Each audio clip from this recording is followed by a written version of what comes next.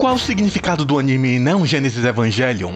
Por que ele é considerado um dos melhores animes já feitos? Hoje vamos mergulhar na obra-prima de Ano Hideaki e a equipe Gainax, que é possivelmente um dos animes mais analisados e dissecados da história. Mas eu vou pegar por um ponto que eu nunca vi ser falado. Eu vou explicar como Evangelion me ajudou a compreender a complexidade dos hemisférios cerebrais e o tipo de sensibilidade específico do lado direito do cérebro. Esse é o terceiro vídeo de uma trilogia sobre esse tema, e será mais uma oportunidade de falar sobre o processo criativo, que no caso da Gainax é algo realmente poderoso. Vamos lá? Bem, esse tema não é tão simples, mas eu creio que o principal desafio é que é impossível compreender o lado direito do cérebro usando o lado esquerdo do cérebro. Principalmente através de tabelinhas como essas que tem na internet. Vejamos. O direito não é sobre imaginação, não é um lado emocional e não é sobre criatividade, ao menos não toda a criatividade. E o esquerdo é com a linguagem especificamente simbólica, como a linguagem verbal, a linguagem numérica. Não, e esse aqui, o hemisfério esquerdo não é realista. Ser racional não é ser realista, pois a razão é abstrata. A razão é um distanciamento. E esse daqui é muita coisa, né? Holístico talvez, intuição sim, mas tem uns detalhezinhos aí que são meio complicados. Essas tabelas têm algo em comum. Elas usam palavras. E o pensamento verbal possui certos limites perante as complexidades não verbais. Que para você pensar, você precisa de palavras, e as palavras você não as tira da alma transcendente de Platão. Você tira as palavras dos outros.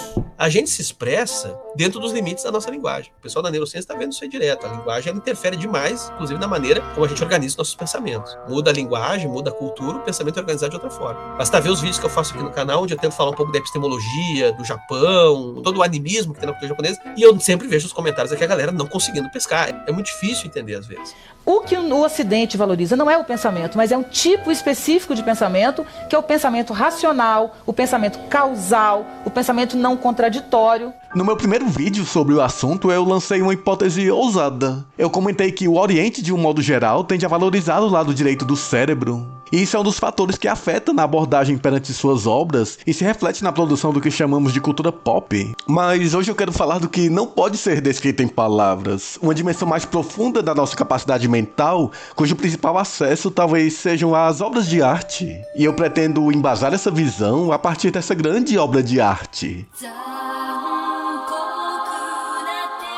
Esse vídeo traz spoilers da série clássica de Neon Genesis Evangelion, o que inclui os 26 episódios e o filme The End of Evangelion, que você já deveria ter assistido. Talvez você já tenha alguma noção do universo mitológico de Evangelion, robôs gigantes que não são robôs, referências bíblicas e cabalistas criando uma ficção científica espiritual.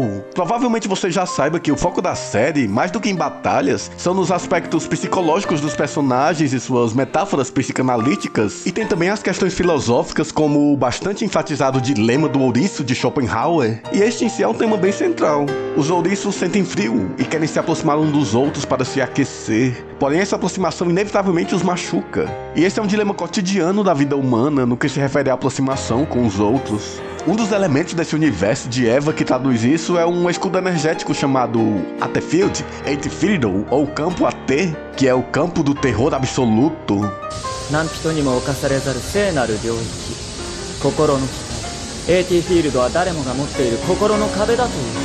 As muralhas que todos têm no coração. Eu acho possível ir além nessa tradução. Afinal, kokoro, uma palavra japonesa também usada como mente ou alma, mas que juntando todos os significados aponta para uma ideia de subjetividade, o mundo interior da pessoa. A articulação de palavras que eu faço aqui, ninguém faz. E não é porque eu seja particularmente meritório. Acontece com qualquer um. Porém, a matéria-prima usada para pensar, esta é uma matéria-prima sugerida em relação entre pessoas. Um outro elemento desse universo que complementa essa metáfora é o LCL, o líquido nutritivo no qual o piloto é mergulhado para pilotar o Eva. No anime é mostrado que nós podemos retornar a esse estado quando o nosso campo AT é desfeito, ou seja, de um lado um fluido comum e coletivo que nos unifica, e do outro algo que nos separa e nos solidifica. Agora, entrando na questão cerebral, vejamos como a neurocientista Jill Taylor descreve o funcionamento do lado esquerdo do cérebro. And our left hemisphere thinks in language. It's that ongoing brain chatter that connects me and my internal world to my external world. But perhaps most important, it's that little voice that says to me, I am. I am. And as soon as my left hemisphere says to me, I am, I become separate. I become a single, solid individual, separate from the energy flow around me and separate from you. And this is a portion of my brain that I lost on the morning of my stroke. Em 1996, Jill Taylor teve um derrame no hemisfério esquerdo do cérebro, e com isso ela passaria a vivenciar uma experiência direta de contato com o mundo exclusivamente a partir do lado direito do cérebro, algo que monges e meditadores levam uma vida inteira buscando. And I looked down at my arm and I realized that I can no longer define the boundaries of my body. I can't define where I begin and where I end, because the atoms and the molecules of my arm blended with the atoms and molecules of the wall. Já não me percebia mais como um objeto inteiro separado de tudo. Em vez disso, agora eu me fundia com o espaço e flutuava à minha volta. Ela permaneceu nesse estado por uns 7 anos de recuperação gradativa, documentados no livro que escreveu posteriormente, A Cientista que Curou o Próprio Cérebro, a base para este vídeo. Em Neo Genesis Evangelion, no episódio 20, lançado em 1996, Shinji Ikari entra num estado de extrema sincronia com Eva, ao ponto de diluir-se e fundir-se com ele, retornando ao estado de LCL.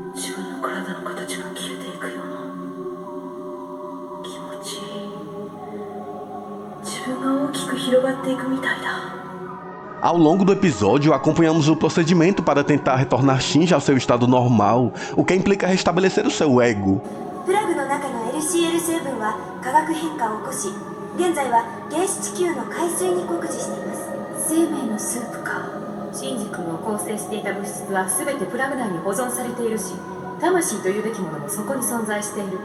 Jill Taylor não derreteu literalmente, mas o seu estado de percepção poderia ser algo comparável com essa diluição do Shinji.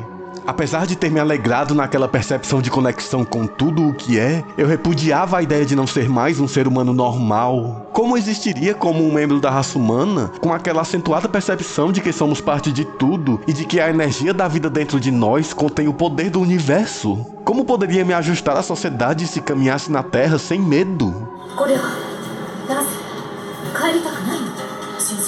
Não queria que minha mente girasse tão rápido que eu não estivesse mais em contato com o meu autêntico eu. Com franqueza, não queria abrir mão do Nirvana. Que preço a consciência do meu hemisfério direito teria que pagar para que eu pudesse ser considerado normal outra vez?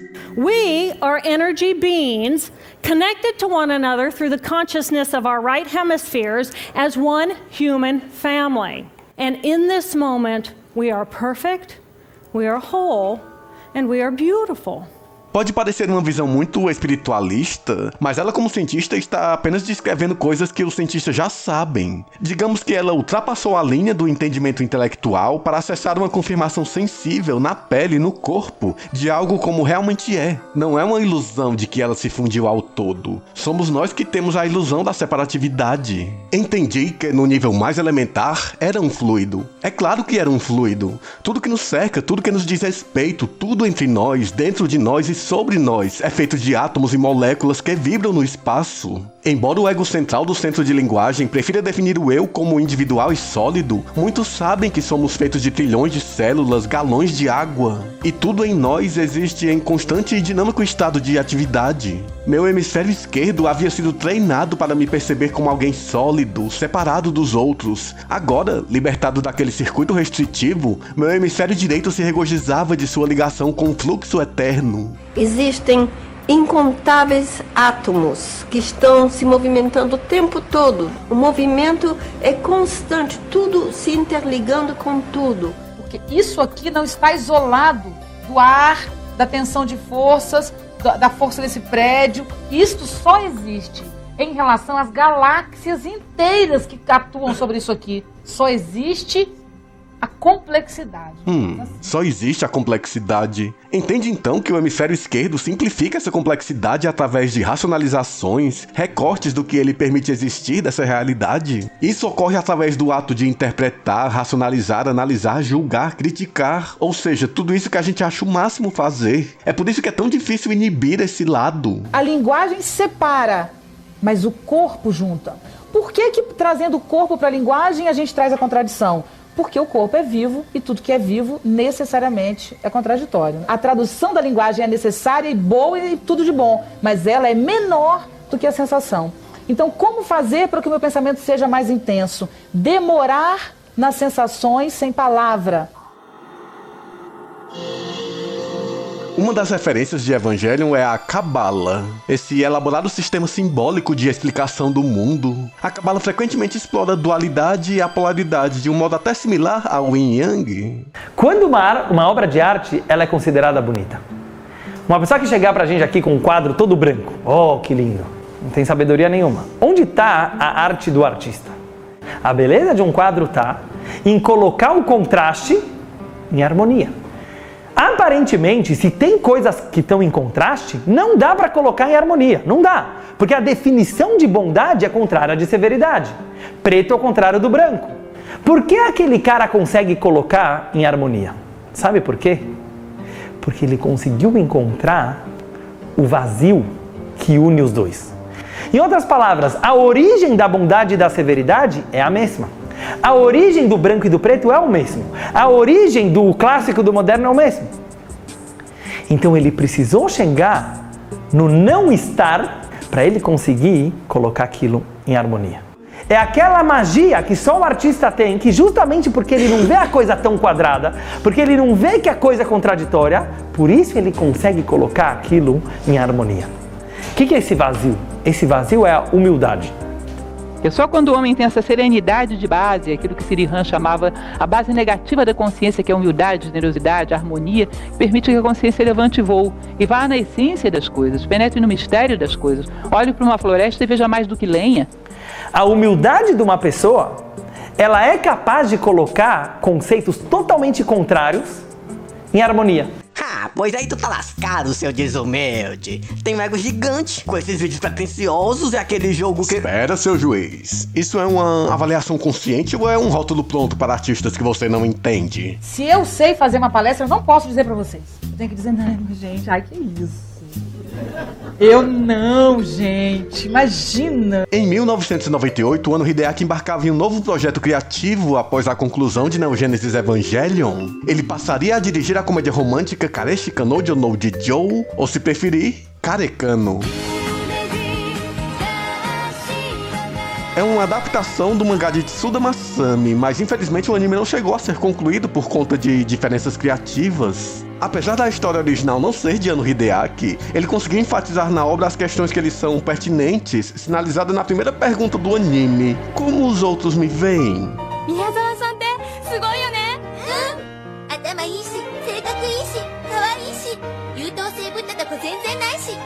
Alguns descrevem o tema central do anime como sendo as máscaras sociais. Eu vejo como a continuidade da exploração do tema o eu e a mente, a ficção do eu, um tema tão bem iniciado em Evangelion.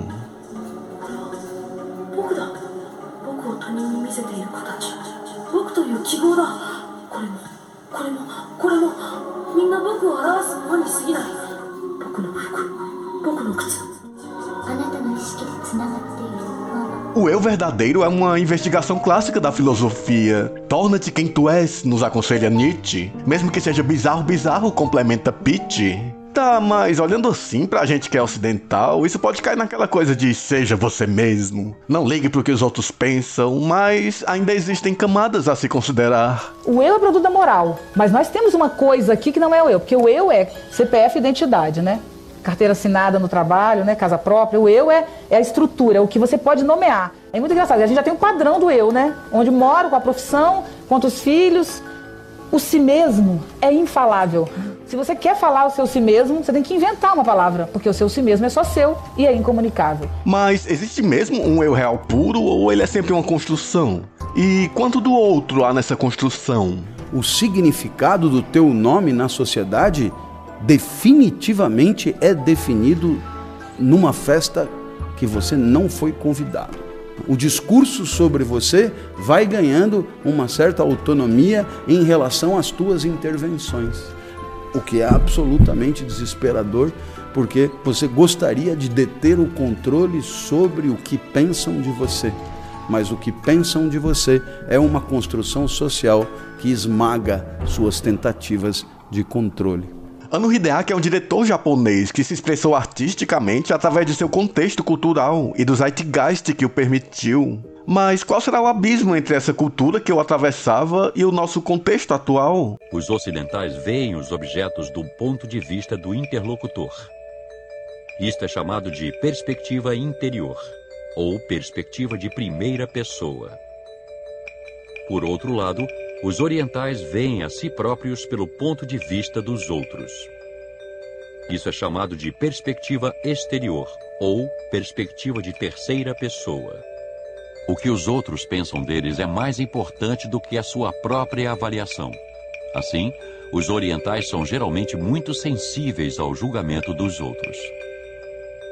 Esse fenômeno, que é tão eminente na consciência dos orientais, é chamado de o outro generalizado.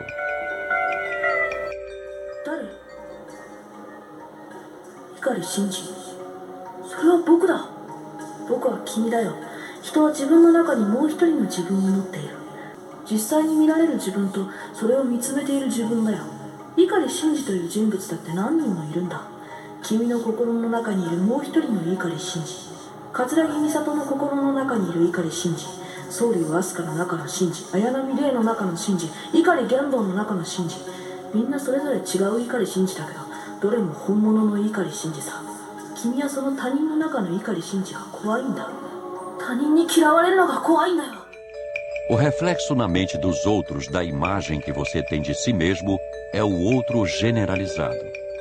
Essa característica faz uma analogia a quando as bolhas transparentes refletem em si mesmas a imagem de outros objetos. A rede de Indra se refere à grande rede que cobre o espaço. Bolhas transparentes estão em cada nó da rede de Indra. Essas bolhas representam cada objeto no espaço. Se você olhar de perto para uma das bolhas da rede de Indra, você poderá ver que esta bolha reflete várias bolhas. No budismo, isso é chamado de Yuchun-da Da-dyun-eu, que significa as partes pertencem ao todo e o todo pertence às partes. É possível que esse preceito milenar da rede de Indra atue no íntimo sentimento de mundo de muitos orientais. Então chegamos à conclusão de que os orientais, de fato, frequentemente acham difícil sentir a felicidade individualmente.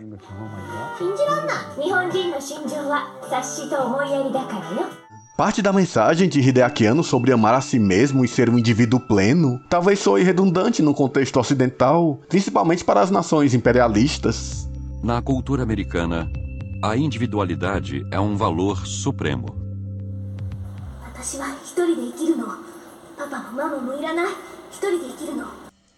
Os ocidentais são criados para ser independentes. Independente originalmente significa não depender de alguém. E tudo isso é alimentado pela noção de que você precisa se apresentar como sendo extremamente inteligente e capaz de fazer qualquer coisa. Isso é quase ver a si mesmo como um super-homem. É preciso acabar com a necessidade do herói. O herói é um prejuízo para a raça humana. Exemplo é uma coisa, herói é outra. Herói é aquele cara que não tem defeito, um mito. Tem que acabar. Quando ele chama de super-homem, gente, ele não está falando de super-homem do desenho. Ele está falando de um homem que inventa a si mesmo, ao invés de aceitar um modelo pré-estabelecido. Um homem que tem coragem de lidar a cada segundo de sua vida com o conflito que é a escolha de cada situação. É entender que, independente da sua história, existe um instante supremo. Esse é o instante e a capacidade de ler a si mesmo, rever a si mesmo, construir a si mesmo, que construiria esse homem forte, né? O poder da força é o poder de enfrentamento com as contradições e com a vida e com a morte. Esse é o homem forte, né? Um homem intenso, que na verdade é um homem frágil. Porque era um homem do amor, era um homem do afeto, com todas as paixões. Eu gosto muito dessa ideia, cara. Eu gosto dessa ideia aí. Esse herói imperfeito, entendeu? Evangelion nos apresentou Ikari Shinji, um personagem que chamou a atenção por não ter um perfil tradicional de herói, não ser confiante nem altivo, algo que talvez seja mais comum hoje em dia. Isso, por vezes, foi apreciado pelo seu realismo psicológico, porém também colocou Shinji na condição de ser um dos protagonistas mais odiados dos animes.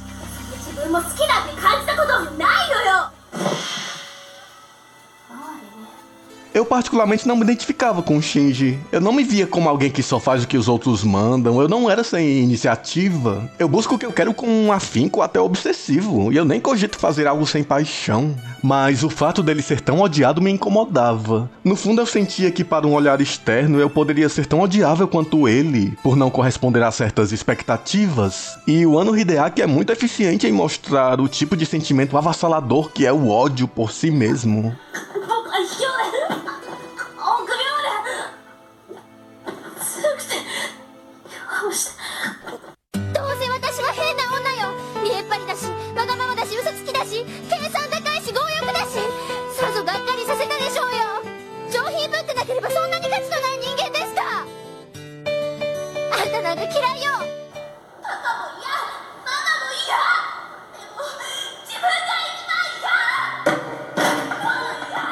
Enquanto eu faço esse vídeo, eu ainda apresento um nível considerável de fobia social, profundamente agravada nos últimos 4 a 5 anos. Eu já cometi a morte social de não atuar nas redes sociais, nenhuma. E nos momentos mais graves de crise eu me fecho até para mensagens, e-mails, WhatsApp, mesmo de pessoas próximas, eu fico incomunicável. Provavelmente eu já perdi muita coisa com isso, posso ter magoado alguém, e sei que isso pode ser lido como arrogância por te tornar inacessível, mas tem uma cena de Evangelion que traduz essa ansiedade perto de um telefone.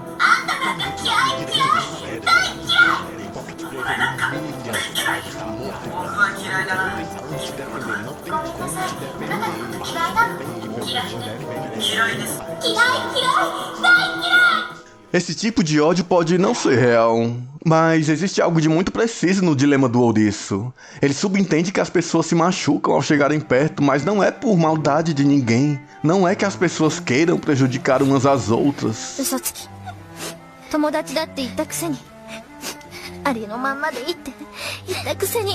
Quando o entendimento não é possível, é doloroso constatar a total ineficácia das palavras. Não há o que conversar, é só uma eterna tentativa de se explicar e explicar e explicar e explicar. E é muito doido como a língua é um dispositivo produz um sujeito, que quando esse sujeito ele é destruído, caso de um evento traumático, ele não consegue falar sobre o evento, porque aquilo é um trauma. Porque ele não consegue falar, porque ele conseguiu chegar no ponto onde a língua não dá mais conta. Porque ali o dispositivo linguagem que produziu aquele sujeito não está conseguindo organizar o sujeito que acabou de ser destruído por um evento, uma coisa horrível. Esses vídeos têm sido a única forma de organizar a subjetividade necessária para que eu possa continuar criando, pois para mim esse assunto é totalmente prático. Se eu dedico uma atenção especial a esse tema, é por considerar que esse entendimento do hemisfério direito é fundamental no meu funcionamento de mundo, mas também é a parte minha considerada difícil de entender. Olha como ele é complicado.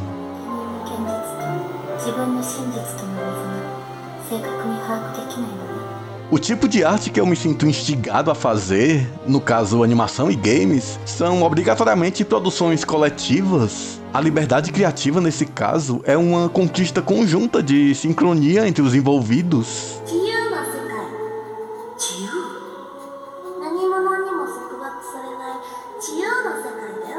A liberdade é a crença, foi para alguns autores, foi num determinado tempo, a crença de que existiria um prazer muito grande em que eu pudesse ter um gesto que desconsiderasse isso tudo e que fosse apenas uma decisão da minha vontade. A própria ideologia dominante, que é o liberalismo, então você tem toda uma ideia de que você consegue ser você sem os outros, né? Não existe isso, cara. Você só é o que é porque tem os outros. Na verdade, toda vez que eu tenho esse gesto completamente autônomo, desconsiderando, dizendo eu faço porque eu quero, eu estou me desconectando.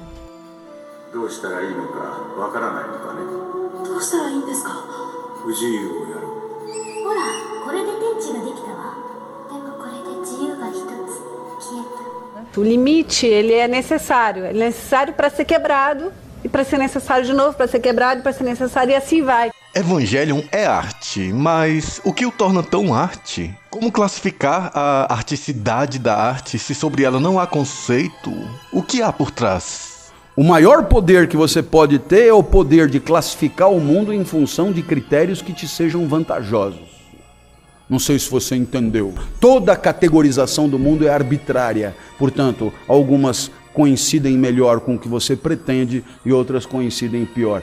O que eu quero? Trabalhar com arte, viver com arte, de um jeito que seja fluido e realizador, em sincronia com outras pessoas. Mas esta sincronia entre diferentes liberdades precisa de uma identificação coletiva com alguma proposta artística, ou seja, um norte para a arte. A arte é um bagulho que a gente opera, quem estuda arte, né, teoria da arte, filosofia da arte, quem opera com isso é um bagulho que a gente está sempre lidando na ausência de um conceito. Assim, para falar de maneira bem resumida, a gente teve 3 conceitos mais tradicionais de arte, pelo menos aqui no Ocidente. Isso depois do Renascimento, mas desde a Grécia Antiga. Tu tem uma noção de arte como representação da natureza. Pode ver que esse debate, inclusive, hoje está atualizado, agora já não é mais uma representação da natureza, mas uma representação da realidade social. Tem um segundo entendimento que vai se consolidar no finalzinho do 18 para o 19, que é a noção de arte como expressão, que também até hoje está aí no senso comum, né? O artista é aquele que se exprime, que tem uma inspiração, que, sabe, que também é uma visão romantizada, então a ideia da expressão, botar pra fora, né? E no finalzinho do 19,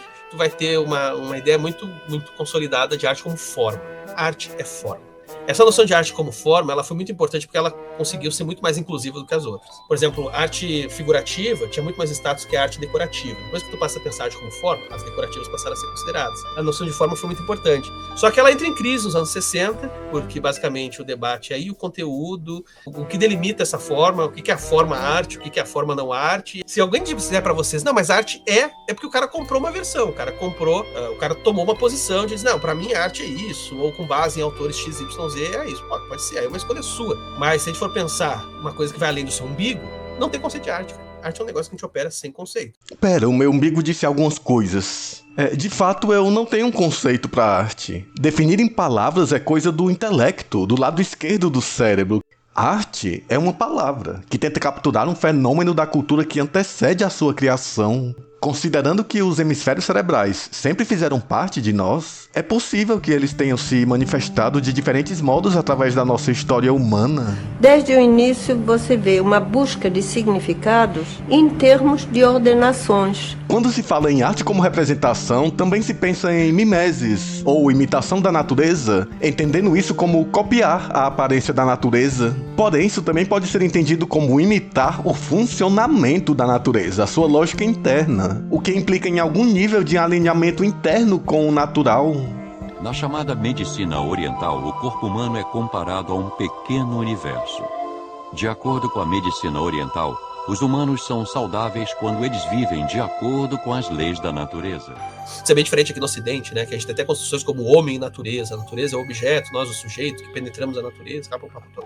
Eu valorizo a estrutura em arte, a relação entre as partes, as configurações do todo. Mas se reparar bem, esse não é um critério humano. A vida começa por estrutura, o natural é estruturado. Não precisamos imitar a natureza, pois nós já a somos. Então também podemos repensar a ideia de arte como expressão. O termo expressar também pode ser amplificado para algo além de expressar emoções. A vida se expressa. E nem todo artista quer expressar seus sentimentos, mas todos eles, mesmo que não queiram, expressam a sua sensibilidade. O mais técnico dos artistas está expressando a sua tecniqueza. E assim temos a arte como forma. Geralmente tratamos a forma como algo que carrega um conteúdo ou uma narrativa. É como se o conteúdo, a mensagem, fosse o objetivo, a motivação da obra. Mas interessa-me autores que amarram a forma e o conteúdo de um modo indissociável quando se fala em arte. Muita gente considera a relevância de uma obra pelos assuntos tratados, como no próprio Evangelion. Claro, a relevância cultural de Eva se deve muito a isso, porém a relevância artística ultrapassa essa questão. Bem, existe toda a equipe responsável, por várias decisões icônicas em design de personagens, o visual das Evas, os cenários e a construção de mundo e os momentos Sakuga de animação, a trilha sonora, a dublagem, pois em tudo isso ainda tem os ritmos de Hideaki, os planos, as pausas, os silêncios, as ênfases, as ocultações, os cortes de Hideaki, as criações de porte, as silhuetas, os monólogos e os fluxos de pensamento. E as experimentações da Gainax que foram pinceladas em Evangelion Evangelion seriam extrapoladas em Karekano. Karekano, além de uma certa continuidade temática com Evangelion, também revela uma sede do Hideaki Anno em expandir os limites da linguagem da direção e da animação. Eu chamo isso de consciência de linguagem, que é quando a própria linguagem é o parâmetro do que é possível ou não de se fazer. Tipo, eu poderia pensar a animação com uma lógica de uso de câmera, como por exemplo essa magnífica sensação de câmera tremida que expressa uma ideia de peso e de corporeidade. Só que num nível mais profundo, poderíamos ir além e reconhecer que a câmera não existe. Existe a captura fotográfica do desenho. Então, a construção de planos em animação não precisaria obedecer a uma mentalidade de enquadramento como se fosse uma câmera em live action, mas sim de composições como se fossem planos de acetato, pois de fato são. É a linguagem que não se esconde, sem um compromisso com a ilusão tridimensional, com espaço, tempo, física e lógica. A gente nem fala de quebra da quarta parede, pois não há parede. É tudo um espaço subjetivo, e Karekano é uma extrapolação dessa proposta. É interessante reparar como algumas animações recentes, mais experimentais, referenciam o legado de Evangelion, pois certamente é uma geração que bebeu dessa fonte. Inclusive, precisamos acrescentar a ideia de arte como linguagem, somando-se a todas as outras. Toda arte usa uma linguagem. Toda linguagem pode ser arte, caso assim seja tratada. Duchamp mostrou isso. Por isso, essa expansão dos limites da linguagem no trabalho do Hideaki é também a manifestação de uma subjetividade que se expande para além dos assuntos. Por exemplo, olha essa cena de Karekano. 自分が本当は何も感じてないんじゃないか思うからだ。笑っていても、友人と賑やかにしていても、それは心の表面を滑っていて。Agora, repare esse elemento de cena. Tem esse objeto aqui, e tem essa mão passando os planos, né? Bem, esse objeto é um registro de animação, padrão Acme. É um pino de 3 furos que os animadores 2D usavam para alinhar os papéis. Perceba, mostrar isso em cena é mostrar um elemento real do fazer, para expressar um sentimento do personagem de se sentir falso, artificial, como uma animação fabricada por alguém. Essa decisão, pra mim, é uma expressão de um pensamento vinculado à materialidade por parte do diretor. Repare esse trecho do filme final de Evangelion. É a repetição de uma cena ocorrida anteriormente, porém tem algo de diferente nela. Consegue identificar? Alguém poderia dizer que ele colocou um filtro, algum efeito de pós-produção, mas estamos falando de 97. Ainda estávamos na era do acetato. O acetato é uma transparência, um plástico no qual se finaliza a animação com nanquim e tinta. Esse é o caso. Porém, quando se olha do outro lado da transparência, percebe-se que a parte da tinta se sobrepõe ao nanquim. Então ele novamente improvisa com as possibilidades expressivas do que tem em mãos. Ele vira pelo avesso, olha por outro ângulo, e novamente ele expõe o processo real para sinalizar a ideia de que aquilo não é real. Ou talvez a ideia de que tudo está se diluindo e se misturando, e as linhas que separam as coisas estão sumindo. Isso me lembra de algo... Leonardo da Vinci, ao justificar o seu esfumato, é que não há linhas separando as coisas. Voltemos a Jill Taylor, a nossa cientista líquida com sua experiência de Nirvana. Because all I could see were pixels, and the pixels of the words blended with the pixels of the background. Cada pixel, incluindo cada partícula de você e de mim, e cada pixel de espaço aparentemente entre um e outro, é matéria atômica e energia. Meus olhos não podiam mais perceber coisas como coisas que estavam separadas umas das outras. Em vez disso, a energia de tudo se fundia em uma só massa. O meu processamento visual não era mais normal. Eu comparo essa perspectiva maluca com pinturas impressionistas de pontilhismo. Quem me conhece não sabe, mas a pixel art é uma das bases da minha subjetividade. A minha empatia por essa linguagem vem justamente do total estímulo sensível que ela proporciona ao atuar nos átomos da imagem. E sobre a questão da arte... Não vamos definir a arte, ok. Porém, me interessa acompanhar os teóricos da arte que apontam para isso, mesmo que de modo inconsciente e intuitivo. Eles não têm essa base neurológica, mas entendem que não adianta querer alcançar os critérios artísticos pelo racional e nem pelo emocional. Quando o pensamento nasce do próprio pensamento, ele é produto da racionalidade, que é exatamente o que a gente está tentando desconstruir aqui, que é apenas uma negociação. Eu te dou um código, você me dá outro? O que isso quer dizer? Troca de códigos, troca de figurinhas e a vida vai embora.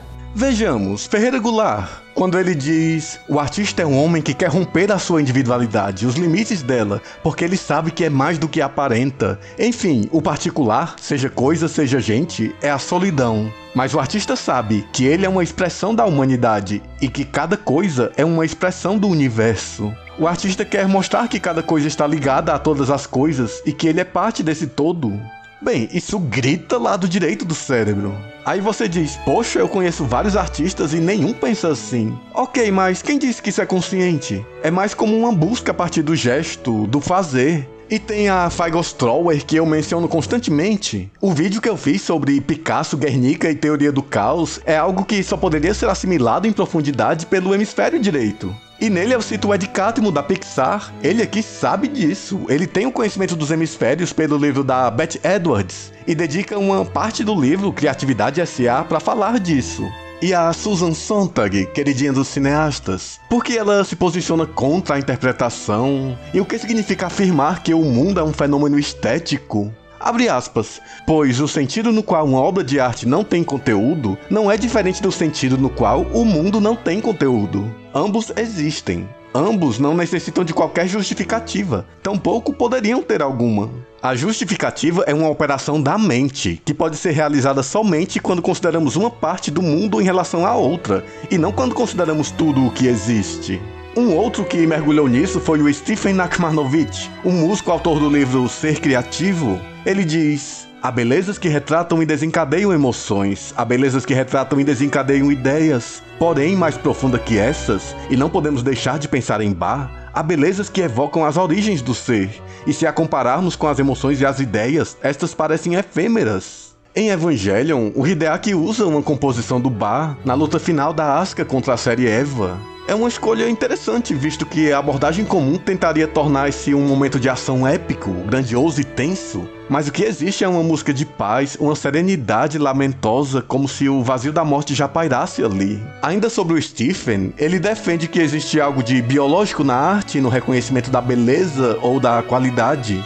Não é uma concepção nova, voltamos com isso para a ideia de natureza, mas eu gosto de como ele desenvolve. Abre aspas. Com biológico, quero dizer que na qualidade de seres vivos, com todas as complexidades, todas as dinâmicas, todos os fluxos de autorreprodução e toda a graça inconsciente que a vida nos legou, somos suficientemente ricos e suficientemente velhos para vibrar na presença de algo que, à sua própria maneira, também esteja vivo. Quando está viva, a arte vibra na mesma frequência do coração. Quando está vivo, o conhecimento vibra na mesma frequência da estrutura mais profunda do mundo. Aquilo que é próprio do lado direito do cérebro tende a soar romântico ou reduzido quando trazido ao terreno das palavras, pois não pertence a elas. A menos que seja um uso quase mágico das palavras, como feito pela Clarice Lispector, a escritora das Epifanias. O seu livro, A Paixão segundo GH, é inteiro uma tentativa de explicar essa experiência epifânica de diluição do ego. O magistral dessa obra é ver como a Clarice, que é a rainha no uso das palavras, reconhece a limitação da linguagem verbal. Será preciso coragem para fazer o que vou fazer, dizer, e me arriscar à enorme surpresa que sentirei com a pobreza da coisa dita. Mal a direi e terei que acrescentar, não é isso, não é isso. A identidade, era isso que eu estava cedendo? Era nisso que eu havia entrado? A identidade me é proibida, eu sei, mas vou me arriscar porque eu confio na minha covardia futura. E será a minha covardia essencial que me reorganizará de novo em pessoa. Perceba que ela, assim como o Shinji e a Jill Taylor, também precisou se reorganizar a um estado humano. O que denuncia a atuação do hemisfério direito é quando ela descreve o momento não como uma fuga, mas como um aprofundamento do real. Ela diz: a grande realidade neutra que eu estava vivendo me ultrapassava na sua extrema objetividade. Eu me sentia incapaz de ser tão real quanto a realidade que estava me alcançando. Era como se antes eu estivesse estado com um paladar viciado por sal e açúcar e com a alma viciada por alegrias e dores e nunca tivesse sentido o gosto primeiro, e agora sentia o gosto do nada. Velozmente eu me desviciava e o gosto era novo como o do leite materno que só tem gosto para a boca de criança. Com o desmoronamento de minha civilização e de minha humanidade, eu passava orgiacamente a sentir o gosto da identidade das coisas. Ah, meu amor, as coisas são muito delicadas. A gente pisa nelas com uma pata humana demais, com sentimentos demais. Só a delicadeza da inocência ou só a delicadeza dos iniciados é que sente o seu gosto quase nulo. A experiência epifânica de compreender fora do pensar e dentro do sentir é algo que aparentemente também foi vivenciada pelo ator Jim Carrey, após anos questionando a identidade em seus papéis. I understood suddenly how thought was just an illusory thing. and how thought is responsible for, if not all, most of the suffering we experience. Jill Taylor nos diz: uma das características mais proeminentes do lado esquerdo do cérebro é sua habilidade de tecer histórias. Essa porção do contador de histórias do centro de linguagem é especialmente projetada para dar sentido ao mundo que nos rodeia, tendo por base quantidades mínimas de informação. O mais impressionante é que o lado esquerdo do cérebro é brilhante em sua capacidade de criar coisas e preencher as lacunas existentes entre os dados factuais. E se o assunto desperta em você um interesse realmente passional, seja esse sentimento positivo ou negativo, ele é particularmente eficiente em se ligar àqueles circuitos de emoção e esgotar todas as possibilidades do tipo "e se?". And then I suddenly felt like I was looking at these thoughts from another perspective, and I wondered, who is it that's aware that I'm thinking? And suddenly I was thrown into this expansive, amazing feeling of freedom from myself, from my problems. And imagine what it would feel like to lose 37 years of emotional baggage. Oh, I felt euphoria. Somos infernalmente livres porque minha própria vida é tão pouco cabível dentro do meu corpo que não consigo usá-la. Minha vida é mais usada pela terra do que por mim. Sou tão maior do que aquilo que eu chamava de eu, que somente tendo a vida do mundo eu me teria. I saw that I was bigger than what I do. I was bigger than my body. I was everything and everyone. I was no longer a fragment of the universe. I was the universe. And ever since that day, I've been trying to get back there. It comes and goes. It's like riding a wave. Sometimes I'm on, sometimes I'm off. But at least I know where I want to go. And I want to take as many people with me as I possibly can, because the feeling is amazing. Eu sei, Jim Carrey. Eu também quero voltar pra lá. Pra quem não sabe, eu tive uma experiência de epifania ao contemplar uma música da Björk chamada Pagan Poetry. Existe uma hipersensibilidade na obra da Björk e um declarado apelo ao uso da intuição, tanto em forma quanto em conteúdo. There is soul in everything. You know, there is spirituality in everything. Não foi à toa que a série Treta usou magistralmente uma música da Björk, Always Full of Love, no penúltimo episódio. A série fala de espiritualidade, máscaras sociais, arte e a subjetividade asiática vivendo em contexto ocidental. Otto became deeply conscious of negative space. Oh, he fell in love with the interplay between void and substance. E o episódio final é sobre esse tipo de experiência epifânica próprio de quem destruiu o personagem do ego. Ano Hideaki estava tentando dizer algo, Clarice também, Nietzsche também, mas antes de dizer, eles possivelmente experienciaram algo que talvez nem entendessem, e suas obras foram tentativas de elaborar essa vivência. Há também uma dimensão espiritual. Esses autores colocaram a espiritualidade em suas obras. Eu vou explicar isso através de mais uma metáfora de Evangelion, além do campo AT e do LCL. Na origem do mundo de Evangelion, existiam uns ovos alienígenas chamados de sementes da vida. Eles podiam gerar o fruto da vida ou o fruto do conhecimento. Isso faz uma menção direta à história bíblica em que no centro do jardim do Éden destacavam-se a árvore da vida e a árvore do conhecimento do bem e do mal. Adão e Eva poderiam usufruir de todo o pomar, inclusive da árvore da vida, porém foram instruídos por Deus a não comer o fruto da árvore do conhecimento. E o resto mesmo um ateu sabe. Teve a serpente que convenceu Eva a comer o fruto proibido, e esta convenceu Adão, e assim foram todos expulsos do paraíso. E o casal também passaria a cobrir suas partes íntimas com folhas de figueira, que nem a logo da Nerve escondendo seus pecados. Segundo o pastor Marcos Botelho, professor de interpretação bíblica, a árvore da vida, também conhecida como árvore que gera a vida, pode ser entendida como a intimidade com Deus e também ao poder criativo de Deus. Já a árvore do conhecimento do bem e do mal é também entendida como a árvore que gera a morte. Ao comer o fruto dessa árvore, o ser humano vai simular uma realidade na qual vai dizer o que é bom e mal segundo seus próprios olhos. O bispo Walter McAllister diz que esse fruto cedeu ao humano a autonomia do conhecimento, a autonomia do saber. Segundo ele, graças a esse fruto, o homem perdeu a capacidade de ver o mundo com os olhos de Deus. Agora, eu peço que se permitam uma visão mítica, independente de sua fé pessoal, pois os mitos são realidades simbólicas. Dito isso, farei uma apropriação desses arquétipos. Em termos análogos de funcionamento, o hemisfério direito equivale à árvore da vida, e o hemisfério esquerdo equivale à árvore do conhecimento do bem e do mal.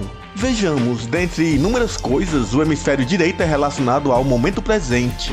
Our right human hemisphere, it's all about right here, right now. Estar plenamente presente não é tão fácil quanto se possa achar, pois existe um negócio chamado mente, que, como já vimos, é o narrador interno do lado esquerdo do cérebro. Mas o instante esse, a atualidade, isso não é imaginável. Entre a atualidade e eu não há intervalo. É agora em mim. A hora de viver, meu amor, estava sendo tão já que eu encostava a boca na matéria da vida. Segundo algumas tradições místicas, o agora é o eterno. A eternidade é o eterno presente que estamos constantemente perdendo. Nesse sentido, o hemisfério direito, como a árvore da vida, nos conecta à eternidade. E sim, eu estou defendendo o momento de conexão com o hemisfério direito como se fossem aproximações do paraíso. Eu terei que apelar para a ideia de Deus para me fazer entender.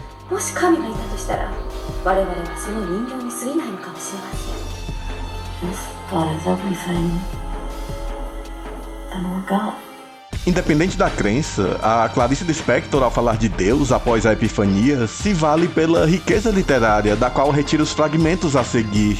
Não estou falando do futuro, estou falando de uma atualidade permanente. É com os olhos abertos mesmo que vemos Deus. E se adio a face da realidade para depois da minha morte, é por astúcia, porque prefiro estar morta na hora de vê-lo, e assim penso que não o verei realmente. Sei que o que estou sentindo é grave e pode me destruir, porque é como se eu estivesse me dando a notícia de que o reino dos céus já é. E eu não quero o reino dos céus, não quero, eu só aguento a sua promessa. Pois prescindir da esperança significa que eu tenho que passar a viver, e não apenas a me prometer a vida. Então, o hemisfério direito é esse contato direto com a vida, a existência, a materialidade e a identidade não verbal das coisas. O neutro interessado que não julga, um estado de plenitude. É o vazio que une a contradição. É bem mais uma prática que um pensamento. Quando se aprofunda nesse estado, é possível sentir uma paz tão plena que se assemelha a um abraço de amor incondicional. Já o hemisfério esquerdo é o nosso separador, ou ceifador. Ele é incompatível com a unicidade alcançada pelo hemisfério direito, pois ele compreende a partir da dualidade, pelo contraste. Ele precisa entender e explicar, e faz isso através de narrativas. É a parte que lida com os tempos da ausência, que são o passado e o futuro. É também a parte que quer parar do fluxo do mundo, criando regras e validando a existência a partir do que funciona sempre. É seguro que pode ser medido, é seguro que se mantém igual e previsível. Entende então que o hemisfério esquerdo é o mais criativo que existe? Ele cria boa parte da ficção desse teatro em que vivemos, em seu jogo de heróis e vilões. Ele é o inquisidor.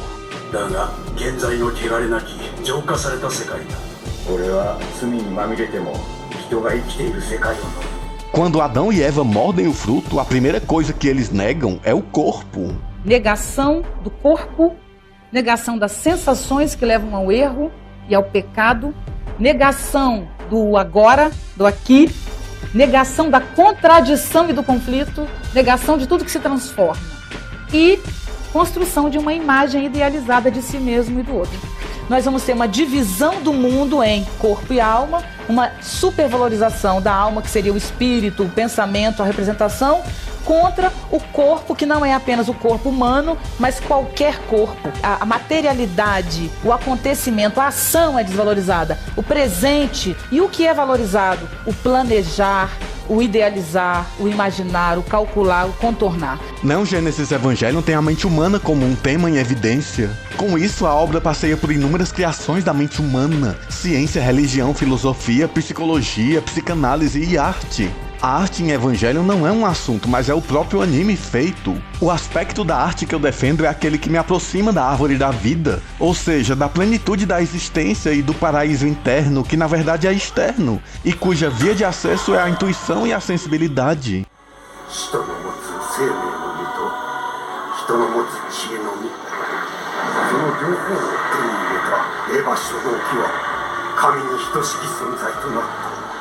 Dominar os dois frutos, talvez seja esse o nosso propósito. Talvez seja isso que culmine no perfeito casamento entre forma e conteúdo, tão presente nas grandes obras de arte, pois forma e conteúdo é só outro modo de dizer corpo e alma. Beleza, como a gente falou até agora, é harmonia em contraste. Qual é o maior contraste que tem num ser humano? Corpo e alma. Corpo e alma é o maior contraste que dá para ter. Que a beleza duradoura é aquela beleza que une o material com o espiritual. Esse tipo de união entre forma e conteúdo, corpo e alma, não é alcançável racionalmente. Eu percebo isso em certas obras que parecem fluido solidificado, um espontâneo regrado, como um organismo.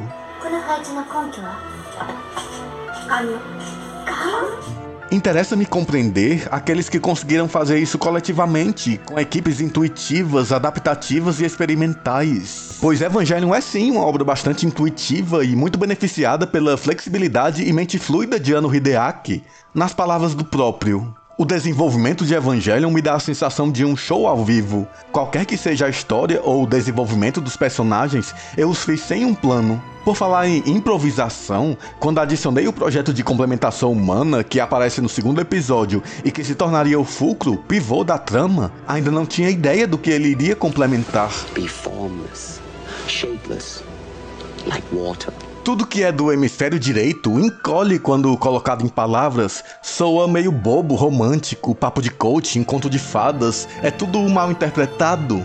De maneira muito comum, o caráter do lado direito de nossa mente tem sido ridicularizado e retratado de um jeito negativo apenas porque ele não entende a linguagem verbal e não compreende o pensamento linear.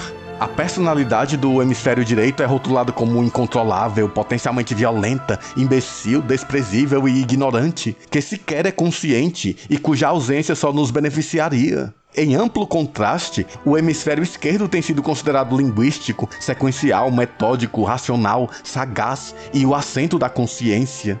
Viver os sentidos não é viver em excessos, no constante hiperestímulo. Quem precisa do explosivo, do bombástico, é o anestesiado querendo se sentir vivo. O hemisfério direito é estimulado pelo detalhe, pela sutileza, o minúsculo.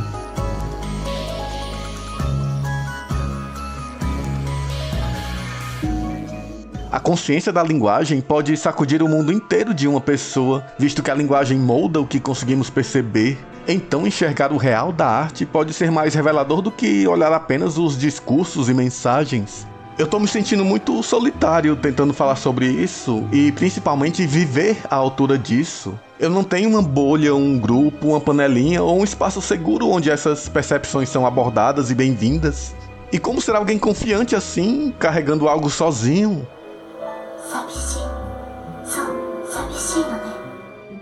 Ah, falar comigo e contigo está sendo mudo. Falar com o Deus é o que de mais mudo existe. Falar com as coisas é mudo. Eu sei que isso te soa triste e a mim também, pois ainda estou viciada pelo condimento da palavra, e é por isso que a mudez está me doendo como uma destituição. A narrativa de Evangelion foi importante para mim. O dilema do ouriço é minha vivência cotidiana em todas as épocas, mas a existência da obra me conforta mais do que qualquer mensagem verbal, pois me dá uma sensação de ser compreendido maior do que teria com outro ser humano. E isso é triste de reconhecer. A filosofia busca o sentido da vida, mas a arte entrega isso. A arte dá sentido à vida, pois o sentido da vida é viver. E a arte, enquanto vivência, coloca vida na vida, por aquilo que ela é, não pelo que ela diz. E o problema humano é ter criado um sistema anti-vida. A riqueza concreta do viver foi violentada pela riqueza abstrata do lucro. Hideaki Anno defendeu a possibilidade de Shinji se amar e existir como um indivíduo, não apenas como uma função, um piloto de Eva. Eu, enquanto indivíduo, estou buscando um pertencimento que não costumo ter. Acredito que a via seja considerar que o indivíduo pode ter a sua individualidade e ainda assim contribuir no encaixe do coletivo. É esse o sonho. Quando a gente fala em estética, a gente não está falando só em aparência também, tá? Mas a gente está falando de percepção de mundo. A maneira como você sente o mundo influencia demais a sua atuação no próprio. Faz sentido pensar no que o homem deveria ser, porque o homem pode ser diferente do que ele é. O homem pode viver diferentemente do que ele vive. E o homem pode se organizar diferentemente do que ele se organiza. Vida é sinônimo de tempo, que é sinônimo de ação. Nós vivemos a consequência da somatória de todos os nossos pensamentos e ações. Então, esse mundo que nós vivemos é consequência do nosso gesto.